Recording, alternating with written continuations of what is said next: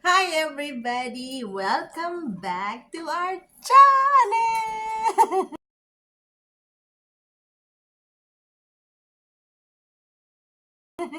Okay guys, continuation ng aming vlog today. Kasi gagawin ko na lang isahan. So second food na ni baby. First day nga. First solid food niya.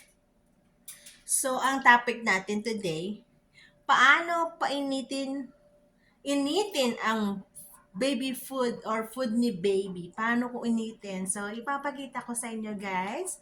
Hindi ako gagamit ng microwave kasi i-research na lang siya. So, eto siya. Kunin na natin sa refrigerator. So, nilagay ko siya sa refrigerator yung ginawa ko kaninang umaga. Yung sobra nilagay ko sa freezer. Pero yung gagamitin ko 3 days, sa refrigerator lang siya. Kukunin na natin siya. So, nasa refrigerator siya, guys. So, ang ginawa ko, nasa ziplock siya kasi nga, iba-iba yung laman ng refrigerator.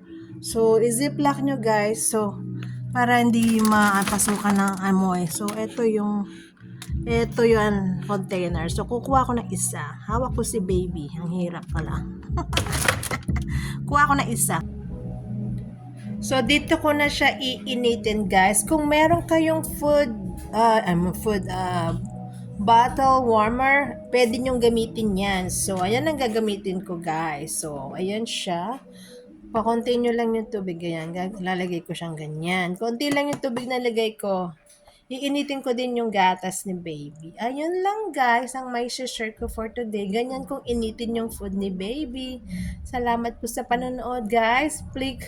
Please subscribe our channel and notification bell. Salamat!